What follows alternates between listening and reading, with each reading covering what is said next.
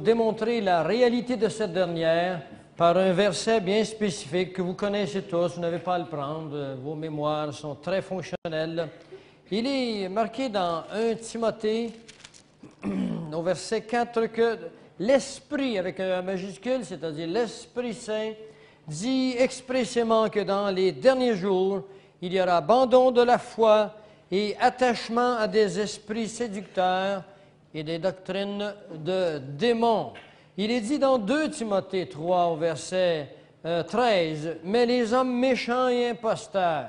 Quand on parle des hommes méchants, on ne parle pas nécessairement de ceux qui sont agressifs. On peut être très méchant sans agressivité extérieure. On parle de ceux-là qui ne connaissent pas Jésus-Christ. Toute personne qui ne connaît pas Jésus-Christ d'une façon personnelle est aux yeux de Dieu un méchant, parce que ces personnes se sont soustraites au pardon de Dieu. Ces hommes méchants et imposteurs avanceront toujours plus dans le mal, égarant les autres et égarés eux-mêmes. Il est également dit qu'il viendra un temps. Il faut croire qu'au moment où ces Écritures sont données, ce temps-là n'est pas arrivé. Parce qu'on a un verbe ici au futur. Vous savez conjuguer. Eh bien, Paul aussi savait conjuguer. Il viendra un temps où les hommes de notre époque ne supporteront plus la saine doctrine, mais ayant la démangeaison d'entendre des choses agréables, ils se donneront une foule de docteurs selon leurs propres désirs, détourneront l'oreille de la vérité. Ils se tourneront vers des fables. Bien, je voudrais vous montrer maintenant que les hommes ont cru à des doctrines de démons. Et je voudrais vous montrer maintenant l'origine de tout ce gouvernement mondial avec toutes ces sociétés secrètes, de sorte que vous compreniez qu'ils ont des points communs, qu'ils ne sont pas des organisations qui sont vraiment désorganisées dans leurs pensées. Et on va voir ça immédiatement. Voici l'origine de les sociétés secrètes. D'abord, il faut retourner aux anciennes religions mystérieuses qui feront naître la Kabbale, le kabbalisme et la transmission orale des doctrines qui provenaient de Babylone et qui ont envahi le peuple hébreu et qui sont encore transmises de bouche à bouche et qui incluent spécialement des significations à partir des chiffres. De la Kabbale, nous irons au gnostisme. La gnose ou le gnostisme est une forme de connaissance. Ça vient de la gnose, c'est la connaissance, mais la connaissance des mystères que l'homme a inventés, tantôt par son propre cœur et tantôt par des doctrines de démons telles que nous venons de voir.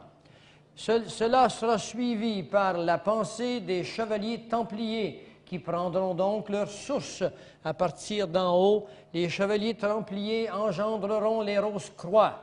Les Rose-Croix créeront la maçonnerie internationale et les Illuminati. Cela donnera naissance aux sociétés théosophiques et aux multiples cultes du 18e siècle. Allons un peu vers la gauche et nous y verrons en haut qu'à partir de la franc-maçonnerie naîtra Karl Marx. Le marxisme est d'inspiration franc-maçonnique et illuminatique. Il s'agit d'un homme qui s'appelait Hegel, qui transmis par l'intermédiaire de son pouvoir de l'argent, qui était un industriel anglais, qui sera derrière cet imposteur qui était Karl Marx et qui créera le mouvement communisme. De cette franc-maçonnerie naîtront les sociétés politiques secrètes américaines et européennes qui sont encore là et qui règnent sur notre monde actuellement. Naîtront l'élite bancaire internationale dont je m'attaque avec tant de violence. Parce que ce sont eux qui sont responsables et la cause de la pauvreté et des guerres dans le monde par l'attrition de cette capacité que nous avons à vivre dans l'abondance. N'ayez jamais envie de croire que c'est une réalité qu'il n'y a pas d'abondance dans notre monde. Nous avons un Dieu qui nous a créés et il nous a placés sur un terrain où pousse l'herbe verte.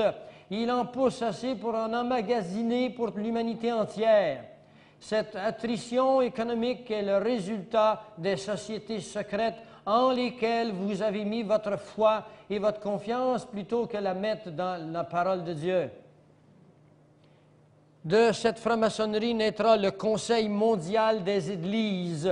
Cela vous surprendront plus d'un, mais les Églises, la plupart des dominations sont sous le contrôle total du globalisme international. Les grandes religions de ce monde n'enseignent pas la vérité. Ils se contentent de la frôler. Et vous avez cru qu'en ce temps-là, Jésus disait que cela doit venir une réalité. Jésus, s'il le disait dans ce temps-là, doit le dire aujourd'hui aussi. Il est temps qu'il y ait un éveil dans vos esprits.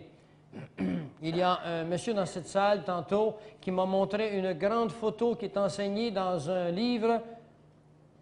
Je m'étais promis de ne pas le dire, mais j'ai de la difficulté à retenir la vérité gardée captive. Romains 1, 18. Parce que la colère de Dieu se révèle contre ceux qui savent les choses et qui ne les disent pas. Et c'est un catéchisme. Et dans ce catéchisme, il y a l'œil qui voit tout derrière Jésus, avec les rayons que vous voyez dans les signes que vous montrez tantôt. Et cela est le signe de la franc-maçonnerie internationale. La franc-maçonnerie internationale a atteint toutes les grandes religions et les moins grandes.